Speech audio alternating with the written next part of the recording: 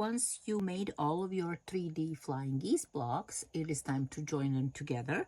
And like I said before, you can secure your little floppy wings either by pins, or in my case, I actually tried a little dab of Elmer's glue and press it on, and it works really well.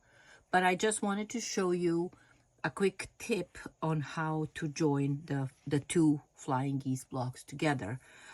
So of course you can put it this way or this way, but because we want to maintain this sharp tip of the flying geese triangle, you actually want to always sew with that side of the flying geese on top, so that you could see where that tip. So right now you could see it right here. Let me zoom it in so you could see. Like I could see where my tip of the flying geese is here. So when I'm stitching my 1/4" seam, I'm making sure that I am not catching that tip and keeping it sharp. All right, so we are going to just stitch this right now and check how that worked.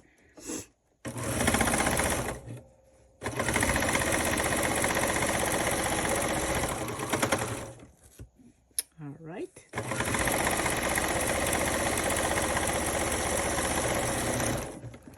Okay, let's see, moment of truth, if we kept our tip.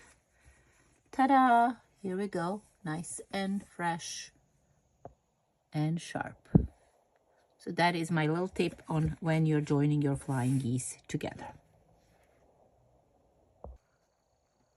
Once you joined all of your flying geese blocks together into your Christmas trees, either in a large or in a small wall quilt, it is time to make the star for the tree topper and the tree trunks, either just one for the small quilt or 3 for the large quilt. The star block is exactly the same in both. So for the star block, what I want to show you is I call this my no stress star, because the star block is a 9 patch, but your star points in this block never really reach the edge of the block. Therefore, you're never going to stress about blunting them or cutting them off when you piece your block into the quilt. And we are going to make that by using our squares that we cut, the 2-inch squares. So we have total of 8 background 2-inch squares, 1 star color 2-inch squares, and then we have 8 1 1/4 inch squares that are going to be stitch and flip, forming your star points. So for the stitch and flip, I will show you what I do. You can either label a diagonal line on the back of those little squares. There are 1 1/4 inch squares. I do know they're tiny, but they're not that difficult to make. So basically what we are doing here is we are going to place this in a corner and just literally stitch right on that diagonal line. And then we will have to first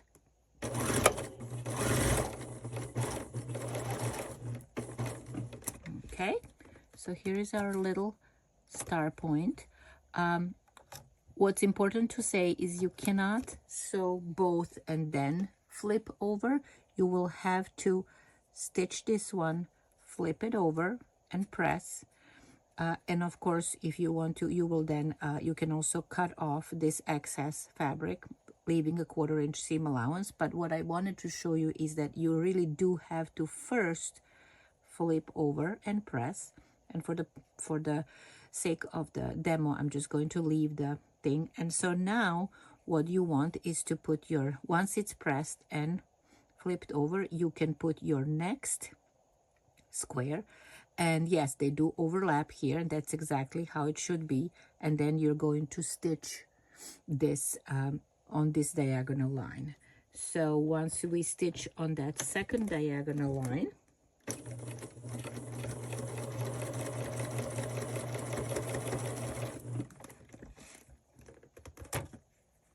Okay, now when you open this, you are going to have your little star points, right?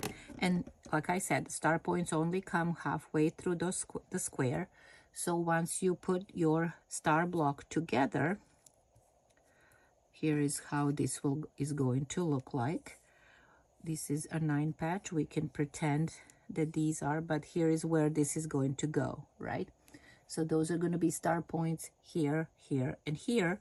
And then we are going to join this into a star block.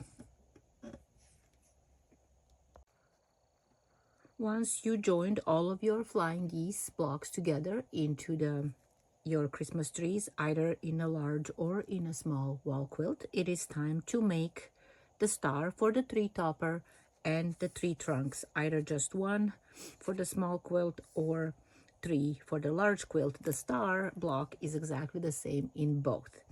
So for the star block, what I want to show you is I call this my no stress star, because the star block is a 9 patch, but your star points in this block never really reach the edge of the block. Therefore, you're never going to stress about blunting them or cutting them off when you piece your block into the quilt.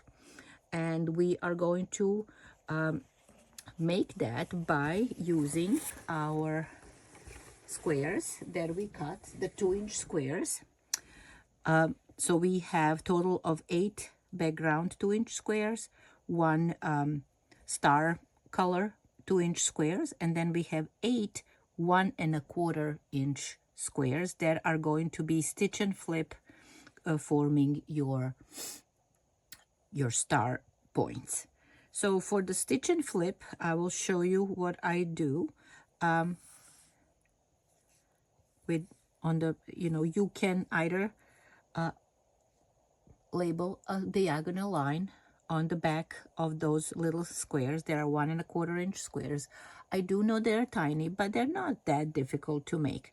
So basically what we are doing here is we are going to place this in a corner and just literally stitch right on that diagonal line. And then we will have to first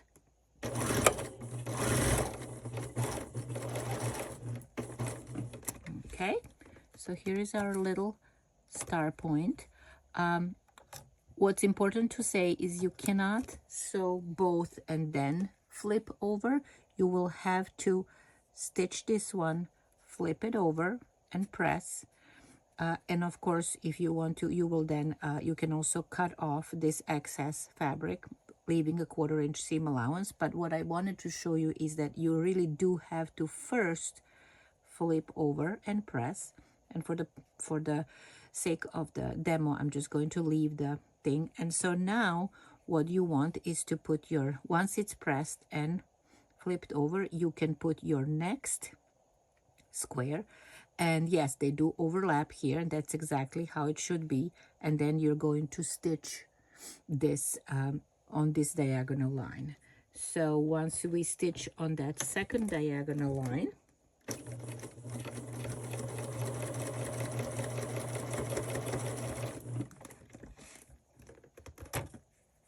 okay, now when you open this, you are going to have your little star points, right? And like I said, the star points only come halfway through the square. So once you put your star block together, here is how this is going to look like. This is a 9 patch. We can pretend that these are, but here is where this is going to go, right? So those are going to be star points here, here, and here. And then we are going to join this into a star block. Okay, here is our little star block all laid out. And I just wanted to give you one more tip on how I piece my blocks, especially when there are 4 patches or 9 patches, even the more complicated ones, to basically stay organized and not sew something in a different orientation.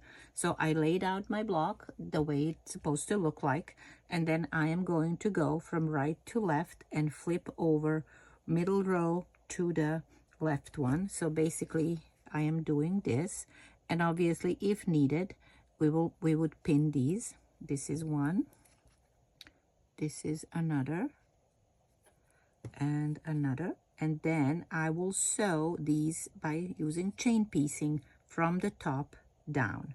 So basically I'm going to move these closer to my sewing machine and stitch them the way that it goes down the line.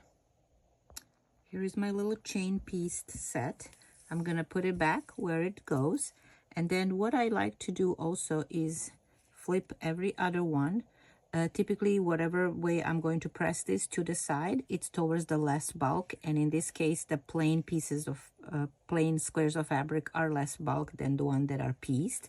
So I'm going to open it, and you can either do this at the pressing station and open. I just, for right now, what I am going to do is just use my little seam roller to flatten the seams, just to stay here. And here is my point. Didn't get it messed up. And the last one here. All right, now I have them like this, and then these next guys, obviously I will have to pin in order to, so I'm going to put them again from the, right to left, this way. Put it down, this one, put it down, and this one, right? So I'm staying organized, and in this case you would have to pin it because you can't, if you move this whole thing, these guys will fall off. So you need to pin at least the bottom two, if not all of them, obviously. So I am just moving this whole chain over here. I am going to stitch it, and this way I stayed. All right, let's see. So here I am. Oh, oops, this one flipped. So now you're going to take your pins out, and again open towards the plain fabric. So this one is plain. Again, this is going to be it. This one is going to go under because this is the plain. So, and then this one goes this way. So now my block is all in a net, or whatever we want to call it, and now I just have to flip this stitch and then flip this one and stitch and have a completed block. Okay, here is our completed star block, and to finish the top part of our, this is for the small tree, you need to join your star block that at this point is 5 inches square. If you need to trim it to be exactly 5, then you do that, and you're going to join it with 2 5 by 4.5 inch rectangles on either side. And remember what I said, no stress star. Points are far away from the stitching, so you're not going to blunt any points, no points to match. That will be the top of your tree. And then for the bottom of your tree, we're just doing a little tree trunk, which is a 2.5 inch square, and then joined by 2 2.5 by 5.5 inch rectangles right here, and that will go on the bottom of our tree. For the large wall quilt, the star block is exactly the same. These pieces are obviously going to be longer. They're still going to be 5 inches, but longer, just like your pattern says. And of course, for the trunk, we are going to have 3 of them with these pieces of background fabric in between. So these are just simple piecing that you can do, and then we will be ready to finish our little trees. We pieced our single tree for the small wall quilt. We added our trunk, we added our little star at the top, and now if you've seen in the pattern, you have additional strips of background to add to the tree before adding any final borders. I just wanted to show you one thing.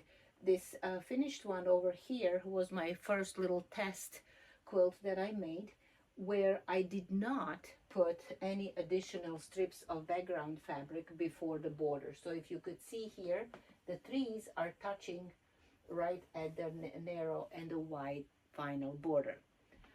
in the pattern, and later on when I made another sample, I decided I really wanted the tree to float a little bit more, and hence that's why we are adding the strips of background fabric. At this point, you will add one at the top. Let's see if I'm tall enough. These are just straight borders, and then one at the bottom here, and then of course this final length is longer than what your fabric width is, which is why for the vertical borders you had to cut 3 strips total, then take one, cut it in half, and actually extend your strip to be long enough to place right here along the sides of your tree. Obviously, I just cut my strip in half and extend it, and then I'm just going to cut off the excess later. You can certainly trim it to the size before putting it on, but I find that that is really not necessary. And so here is what this would look like once you add your strips of fabric, just so that, oops, and this is falling down. All right, let's pin it up because it's long and heavy. So to me, this looks a little bit better because it gives tree a little bit of space to float before adding final borders. Now, I'm saying all of this to you because that is certainly an option. So you can always, if you like this look better, just skip the strips that are here. Or if you want to add the strips. Also, at this point, once you add these strips over here, you can choose to finish your quilt right here without any borders, thus making it like narrower than what this one may be or what the one in the pattern is. One thing that I just wanted to point out here, you've noticed that our original small wall quilt has 5 tree segments, and the one that I'm making right here with you has 6. Now, why did I do that? And the reason is I was asked to make the narrow or the small wall quilt potentially as a advent calendar. Now we need 24 pockets, right, for the advent. So this one would have only 10, so that's not gonna work. This one, as it is right now, has 12. So you can either choose to be each side to be, two pockets at a time. But what I'm thinking to do when I'm quilting this, I am going to stitch not just in the middle here through the trees like I did on that one, but also stitch halfway through here, basically quilted right half. So that will really give me 1, 2, 3 pockets, 4 pockets, sorry. 1, 2, 3, 4 pockets in each one of these segments. They are going to be narrow and fairly smaller, but they're still pockets if you want to make that as your narrow, small advent calendar. All right, so now when we stitch these on and trim it, we will be ready for our final borders, the narrow and the wide. Again, those are all choices that you can make to do it or not to do it.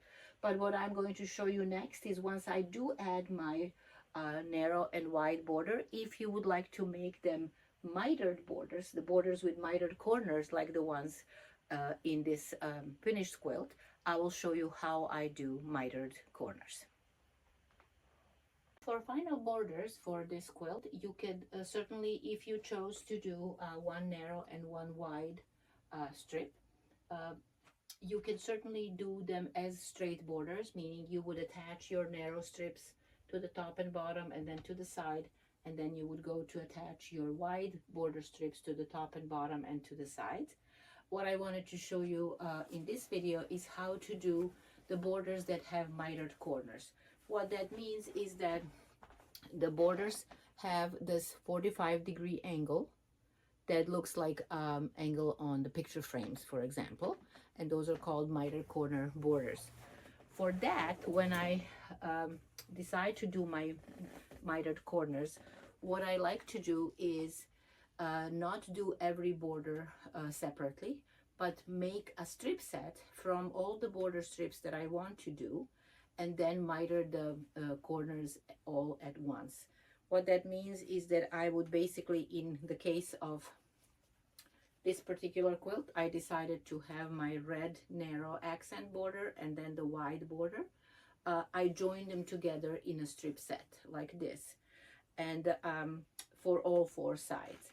Now, because we want to make this, angled seam, these strip sets need to be longer than whatever the side of your quilt is, either top and bottom or the sides. And there is a formula that you could that will take, show you how to calculate exactly how much longer. Obviously this border, this strip is way longer than what I need, but it's just to illustrate that these have to be longer than what the actual sides of the quilt are. So basically I would need them to go like this, for example, and then once I mitered my corners, I'm just going to sort of pretend here this is what this is going to look like, right? And there will be that 45-degree seam. So this is the reason why these strips need to be longer than the sides of your quilt. So in next video, I'm going to show you exactly how I do this and how I mitered my corners in borders. So after you make your strip sets for your miter borders, the next step in attaching those to your quilt is to take your quilt and mark little dots in each corner of your quilt that are exactly 1/4 inch away from either side. So you are doing that on the back of your quilt, and I am going to zoom in a little bit here to show you what I mean. So the dot needs to be 1/4 inch from either side of your fabric, and the easiest way I find doing that is just take a ruler that has obviously 1/4 inch marks. Here is this little guy, and it has here is the 1/4 inch line here and the 1/4 inch line here. And what I do is I put the ruler like this. So basically, let's zoom in a little bit more so you could see really well. So basically what I'm doing here is I am placing my ruler so that the 1/4 inch lines hug the edges of my quilt top right here. So here is the 1/4 inch line, here is the 1/4 inch line. So then that dot that I'm going to label right here, right, is going to be exactly 1/4 inch from either this side or this side. And this dot is again on the back of your quilt, and it can be done with, I'm just using regular pencil. You can use a marking pen, anything that you will actually see well, because this is where you're going to start your stitching when you're joining your border strips to the quilt, and this is where you're going to stop stitching when you are joining. So basically on all four ends you need to mark this 1/4 inch dot right there. So when we go to attach our border now, what we are going to do is take our border strip, and it's going to go like this. There is a detail that, and then as we attach it to our quilt, oops, I need to zoom out now, or don't I?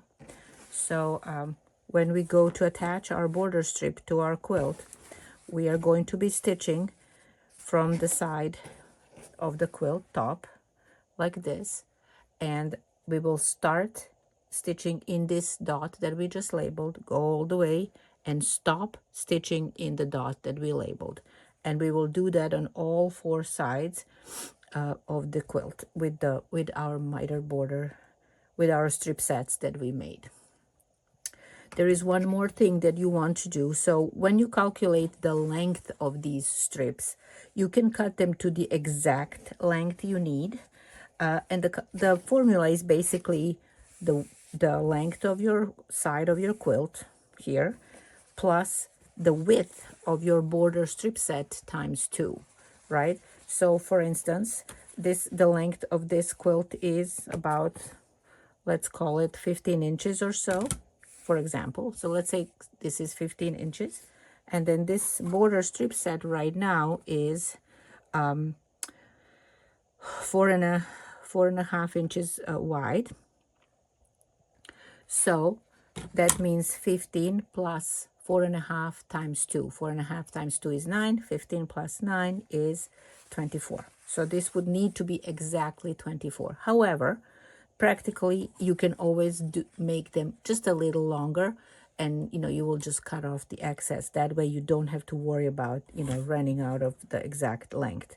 But so if your length is exact, then what you want to make sure is that you marked the middle of your quilt top like this. You just crease it with your fingers, and you would mark the middle of your border strip set, again fold it in half and mark it like this with the creasing or putting a pin in, and then you would basically match those middle marks. Here is mine here, and here is one here, and then you will pin your border strip to your quilt top like this, and then you will start stitching from this dot and then stop stitching at this dot that you labeled, and you would do that on all 4 sides before you proceed to actually miter that corner seam. So I am going to just pin this in here so it's in place, and then go to my sewing machine to stitch this, and we will be back to show you how to miter the corners of all 4. Okay, so here at the sewing machine, I have my quilt top and my border strip and my marked dot that is 1/4 inch away from either of these sides. And yes, you do want to stitch your border strips to your quilt top with your quilt top on top, just so obviously that you can see this dot. So right now what I'm going to do is try to put this under my sewing machine, and the best I can lower my needle right into that dot. It might be difficult to see for you, but here this is right there. So right now I am lowering my needle right into that dot, and that is where I'm going to start stitching my border strip to the quilt top.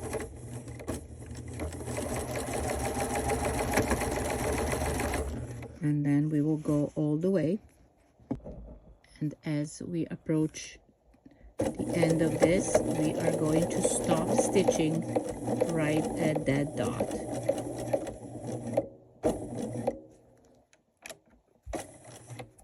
And that is that. All right, so you could see I stopped stitching right where the dot is, and that's what we need in order to miter the corners, and we will do that on all 4 sides. And just one more little tip is when you go to stitch the next border, so we have one stitched obviously, so when we go to stitch the next one, obviously this tail here is somewhat in your way, so you really need to make sure to kind of fold it carefully away from your stitching like this, and then put your your next border down here, and as you lower that needle carefully into the dot right here, you just want to make sure that you didn't catch any of this tail that you have of the previous border. Okay, here we are with all 4 of our borders stitched on. Pretty unruly looking thing. So what you want to do right now is just open these up, and yes, you can press your border strips just slightly over towards the outside like this, just so that they lay nice and flat. And right now what we want to do is obviously miter these corners. What I'm going to show you is 2 different methods how you can do this, and one involves a ruler and the other one does not. So either method is perfectly fine. you can kind of choose which one you like better. So here is first method. In either way, we are starting from our quilt and one corner at a time, obviously, facing you like this. So in the first method that involves a ruler, the first thing you want to do is fold your quilt top diagonally through that corner that you are mitering. So what I'm doing right now is folding my quilt like this, and then, you know, straightening out those border strips that we just made. So here it is. We just folded the quilt top, right? And what you want to do here is make sure that both of your border strips lay flat and exactly on top of each other, straight. Now what we need to do basically here is mark this 45-degree line that will be our stitching line. And the way that we are going to do that is we need a ruler that has, I don't know if you could see, but the ruler has a 45-degree line right from corner to corner. I'm just using this large ruler here. So if I take that ruler, and I'm going to move my thing just a little bit so you could see. If I take the ruler, and again, we need these to be straight on top of each other and nice and straight. Now I'm going to put that ruler and I'm going to align that 45-degree line that's right here with that edge of the border strips. So if you could see here, I'm aligning the ruler line all the way along the edge, and then I pushed this edge of the ruler right to the end of the stitching that we just did. I am going to zoom in so you could see a little better. So here we go. The line is aligned and the ruler is right against the stitching that we just did for the border strips. Now all we need to do is hold that ruler steady and mark. I'm going to zoom out a little bit and mark that line. And that is going to be our line of stitching that will make our mitered corners. So here is our line. Now obviously all you need to do is pin that so that you can take it to your sewing machine. One important part here is when you are pinning this, don't try to handle it too much. Take it in your hands or move it around, because those, you know, things can shift. So just try to pin like this without, you know, just lift it up, put the pin right in it. And one thing that I forgot to mention also before pinning, we want to make, because we have two strips here, we want to make sure that these seams are matching, right? So you're going to put the pin right into that intersection of the line and the seam, and just make sure by looking that they are matching. Okay, so that's what you want to do. Now we want to pin that. That's our matching point, so that's important. And then maybe one or two more pins depending on how, obviously, how large is your border. And now this is ready to stitch. So when you go to stitch, you can start right here. Again, I'm going to zoom in so you could see. You will start right here where you stopped stitching for your borders and go straight down that line. And obviously you can back stitch at the edge. You can back stitch right here because that's the edge of your quilt. You don't want it to start coming apart. So that's one way you can do your mitered borders. The other way, let's zoom out a little bit. The other way does not involve a ruler at all.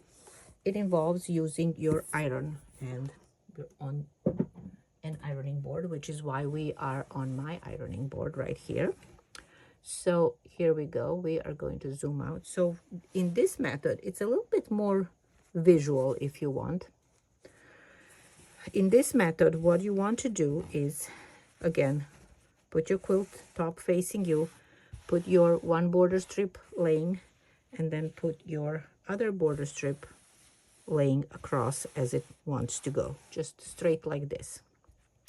And now we are kind of going to pretend as if we are trying to mock up this miter border and see how it looks. So we're going to take this top, fold it backwards, and fold it until we get our mitered corner the way that it's supposed to look, right?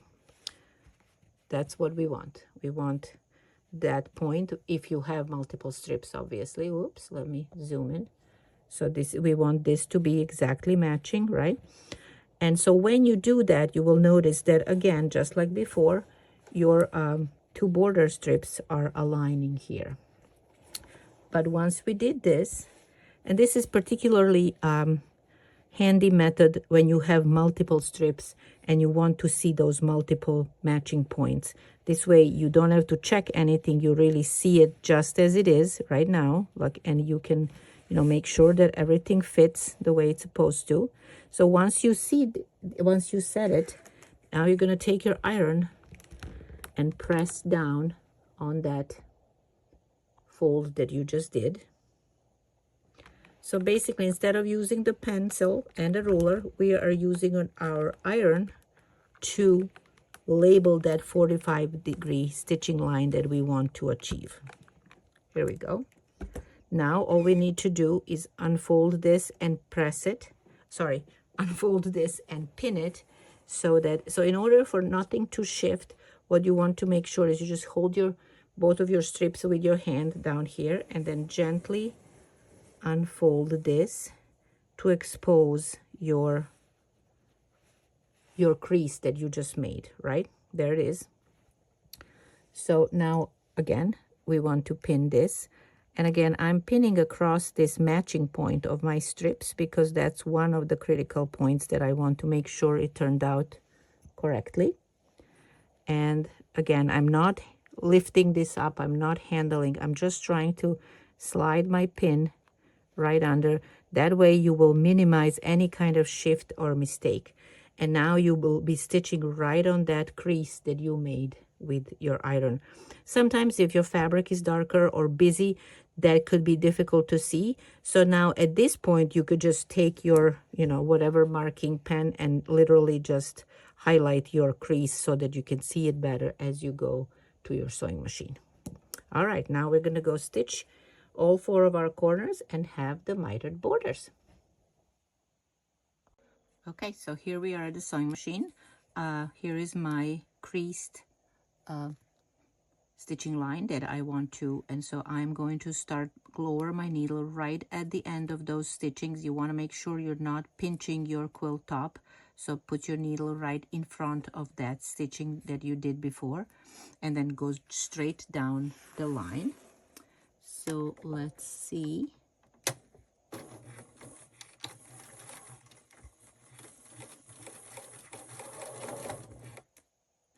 Okay.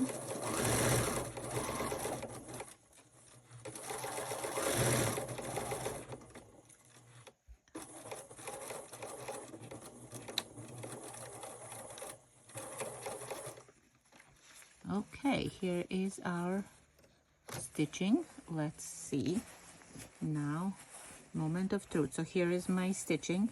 Like you can see, I started right there and then went straight down that line, back stitch at the end. Ta-da! Let's see how we did.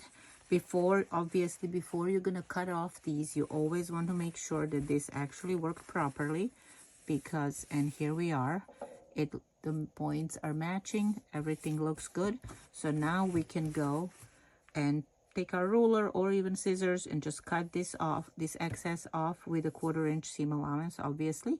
And then we want to press this seam open, because when you press this open, your quilt top is going to lay here in this corner nice and flat. Okay, another moment of truth. This was the method that we used a ruler with and marked our line with a pen. All right, let's see how that worked. Ta-da! Excellent, all matching. All right, let's cut these excess off and our quilt top is done. Here we are. This is our quilt top with the mitered corners of the borders. And like I mentioned, after cutting the excess, I press this seam open, and then this whole quilt top and this corner lays nice and flat. Our miters are good and points are matching. Same thing on the bottom side. Let's check that one. Here we go. All right. This quilt is ready for quilting.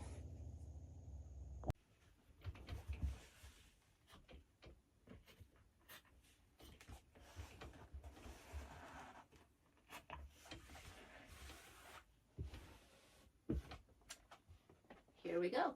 Our quilt top with our floating border and our miter corners is all done. And here is the original version that I first tested. So you could see some design differences that you can make by making different border choices. Like I mentioned before, this one doesn't have the extra strip that's written in the pattern, so the tree is kind of touching the narrow and wide border.